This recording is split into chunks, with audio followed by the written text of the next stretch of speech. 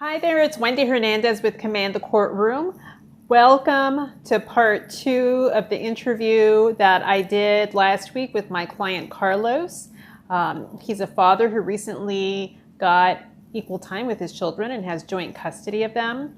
And if you haven't seen part 1 of this series, the video that was released next week, take a look at that. And watch out for video 3 that's coming in the next day or two. But in part 2, I talked with Carlos about being a father and actually stepping up to the plate and doing the things that you need to spend more time with the children and being the dad that you say that you're going to be. It's a good little snippet, and I hope you enjoy it. I feel like a lot of fathers that I deal with feel like that's all they are to the kids, or feel like that's how the mother views them, is as a body and or the paycheck to support them, and that, you know, and they come in feeling like they're not worthy or they have no value aside from the child support that they can give to the kids. Right. And I think that is where a lot of men make the mistake, because when I did take the time to talk to positive people, that's one thing you have to do. If you want to get to a good place with your kids and your own self and mistakes you make, you surround yourself with people that are very positive and accept you for your flaws and push you in the right direction, so that, like, feeling like that, those feelings that the fathers have that they're not good enough or they aren't worthy because of this, those are their own, those are either the person that they were with is putting that on them or making them feel that way. But that's really where you got to take ownership and be like, you know what, I'm more to my kids than just that. And when you make that connection that I'm speaking of, I think you see the real impact that you have on your children when you do not allow someone else to tell you or define you, but yet you take your own reins and make your own connection with your kids. And that is when I felt like my life really took off with my kids. And I felt like now my life has so much meaning. I mean, getting married was a even bigger thing. And I thought for sure, you know, like when all of that happened, I said, I am never, ever going to go through this ever again. It was so hard.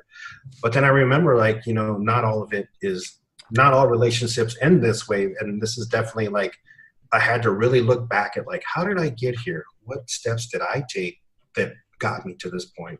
And that is what really helped me realize that I am worthy. Like, we all make mistakes. And if you're a man sitting there watching this and thinking, like, you know, how am I going to figure the rent out? How am I going to figure it out? Trust me, if you take it day by day, get yourself in a smaller place, you really have to put your kids first. Number one, if there's kids involved, you really have to put them first, and get yourself in a position that that isn't something that's driving the situation. Like, if you're caught up in living really far, then I think you really need to think about moving somewhere where you're more accessible to them.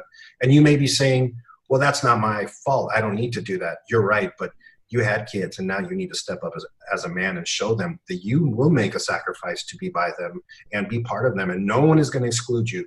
No one is ever going to take dad's place. If you look, I don't have all the stats offhand, but I've looked into them, and I've looked into all of those stats about kids that grow up without their fathers being present. And I'm not talking about a paycheck. I'm not talking about someone who just texts. I'm talking about a father that has a true connection with their kids and holds their hands, gives them a hug, speaks to them at night, kneels down with them, plays with them on the ground. And that's what I do now every chance I get. Or I talk to, if my daughter goes by and I see something's bothering her, I follow her quietly to the room and I take a knee and I ask her, what can I do to make, like, whatever it is that you're going through better? And that's something that I never grew up with, and yet it came so naturally to me. And I think that as a father, when you do that, when you see that for your very first time, when you see your daughter or your son tell you and hold you and hug you and tell you that, Dad, I sure do love you now that you're not so rough around the edges.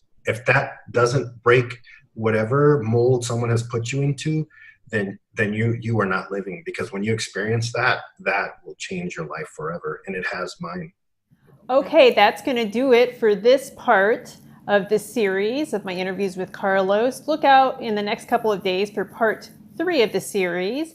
And remember, like the video if you enjoyed it or if you thought it was helpful. Be sure to follow us on Facebook, subscribe to the YouTube channel to get notified when we drop videos every week. Go to commandthecourtroom.com, check out what's there to help you. But until next time, keep on trucking and remember to command the courtroom.